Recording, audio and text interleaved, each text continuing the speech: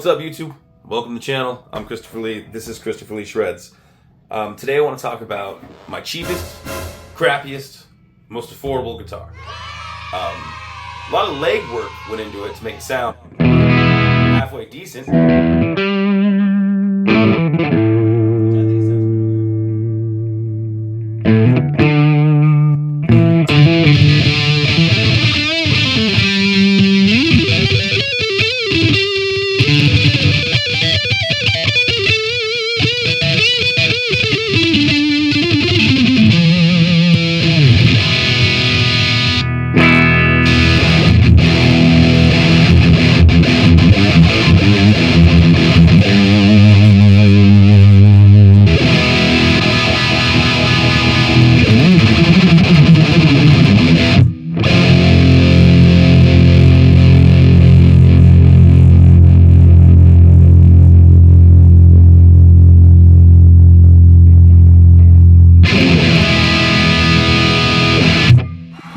So I think it sounds pretty damn good for a very affordable, super cheap guitar that I put very minimal effort into. Let's go over the specs real quick. What I know here: Affinity headstock, Affinity neck, 1998, made in China. The radius is funky dunky. It's a 9.5. I don't know if that's standard for the 70s era, which this kind of is, or if that's just 98, they thought they'd be cute, but I think it's probably the most uncomfortable radius I've ever played. That's just me. I can make it work, but I think it's funky. If you're gonna go wide, go 7.25 like an Esquire. If you're gonna go thin, do the classic C shape that the Fender's spitting out now. And if you want ultra fast, go for an Ibanez. This neck shape is confusing to me, but it wasn't bad. It's rosewood. So, a bit of masking tape with the neck off the guitar, some steel wool, some elbow grease, right up and down, polish the frets, Amazon, bone nut, pack of 3 for like $5 shipped to you, ba-bing. Oh, and if you can't tell, I'm a little sick, so hence the mask, hence the, I guess you could call this one the quarantine edition. So this is why I'm making the video. I got time all of a sudden.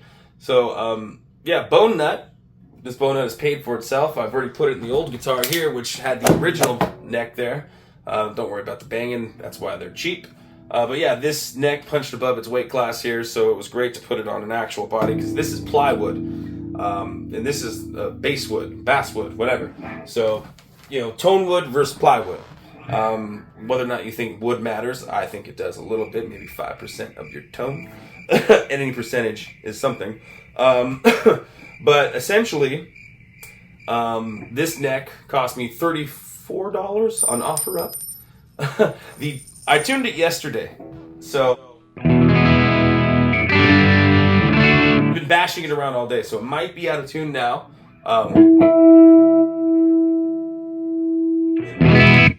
Maybe, maybe not. So, the tuning pegs seemed to work fine. I didn't need to replace them. This Squire 2 needed the fancy tuning pegs, or else it was not playable. Wasn't the case for this one. I did need to shim the neck, which if you're not familiar with that, you get a gift card, something without any, a credit card will work, but you want a flat piece of plastic, and then you either put it on the front edge or the back edge of the neck, where the neck joint where it chills, and depending on whether or not the frets are buzzing up here or down here, you can kind of adjust that. The truss rod on this was shot, it's stripped. StuMac sells a tool for that, but hey, we're going cheap. So besides that, the guitar itself was covered in stickers. I had to clean it, all the stickers off. There were so many. It was I don't have any pictures of it how it used to be, which is kind of strange, but tons of stickers. There was not a space on here. Removed all the stickers with goof off or white vinegar and a rag and elbow grease, lots of it. It was very time consuming and very frustrating. And then the parts that looked bare wood or crappy from where the sticker might have ripped some of it off, I just used black nail polish. Black guitars, black nail polish, they love it. I've done it on my Japanese Ibanez too, if okay, no one notices. Black nail polish is great. So the sounds from this pickup, because it needed a pickup because it was gutted, they're not bad.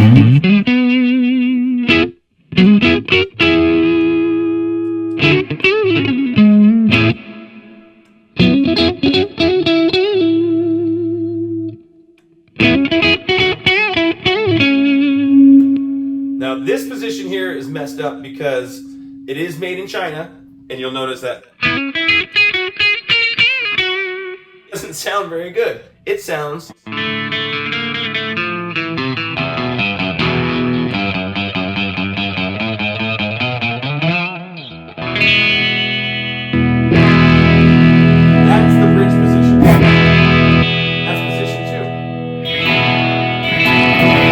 it's out of phase.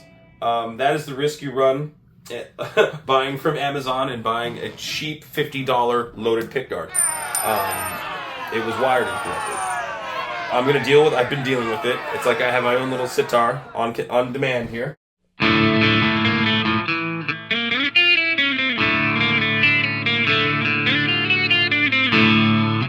Whatever. You know, I can make it work. I can make it work for an intro. So, yeah, it's... but otherwise, it doesn't sound bad. It doesn't sound bad at all. You know, you got the humbucker, which...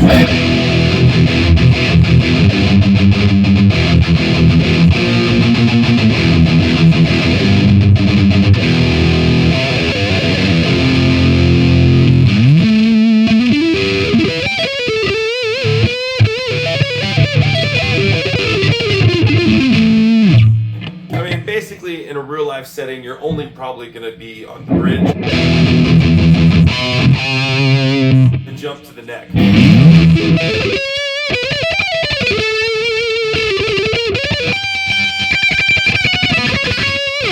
I mean, that's what I would do. in a metal band, I guess. In other situations, you might really miss that second position. Who knows? But, yeah, that's about it. That's all that was done to this guitar. It's my cheapest guitar. I can throw it out the window, and if it still ticks, I'd be happy. Not a lot of effort, very little money. $34 for the neck on OfferUp. This was a $45 or $50 loaded pickguard. The conductivity tape, which I don't know if I mentioned that. This is like my 4th time doing this. You know, since I had it all gutted open, I just went ahead, used some tape. You know, it helps with the hummers, and it was a fun little experience. I mean, people say use the paint; it's better than this. This looked good when it was done. The finished product looked fancy, and it was nice. You know, when we loaded in the pickguard, though, it was bigger than that. What needed to happen, so we had to do some routing, some drilling. So if you got a drill bit and a router, you know, just make the cavity a little bigger so that your pickguard will fit. So yeah, that was it. Not a lot of effort went into it. Let's hear some tonage. Let me know what you guys think.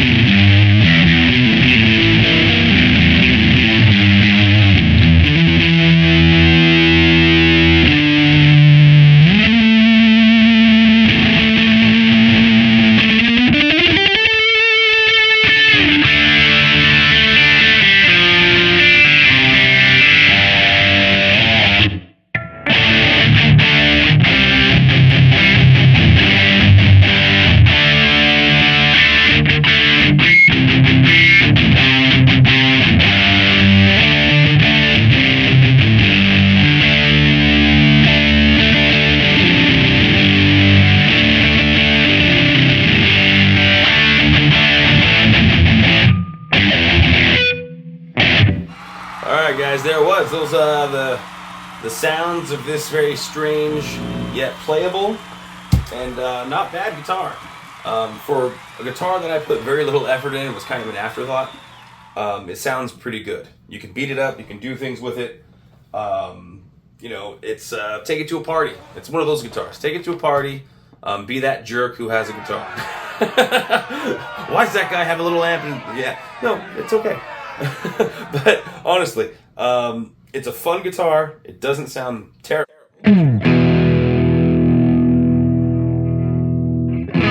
And very little effort went into the actual, effort is in, I mean, effort went into it, elbow grease, but effort is in like, I didn't have to work real hard for this guitar. It was already there. I just decided, hey, what if I got a little neck? Because I was thinking of not even keeping this body. What did I want with a plywood body? I know I was kind of useless. But then again, I was like, well, just buy a loaded pick guard. But that routing wasn't easy. My dad helped me with that one. So he's the magic man with that. And then cleaning this thing up, because it was disgusting, was a little bit of work. Random neck on offer up. It has a lot of grime. Lots of not too much fret wear though. But the frets are a little low. But there's not like dents really. There's maybe a couple dents. I can't even really find them, but I know they're there. I've seen them. But yeah, actually, I don't see any. But definitely some wear. It's been played. You can tell it's been played. It's got bumps and grooves and dents, and it's been dropped. But it's got a second life now. And I would say if you're bored, if you think it would be fun to kind of just delve into this sort of thing, give it a try. The shimming of the neck was fun. I mean, it's all trial and error. You put it together, you see if it plays. If it doesn't, you see how can I fix it. And it's still a Strat. It sounds like a Strat, and that's kind of the intentions, right? I wanted it to sound that Stratty tone.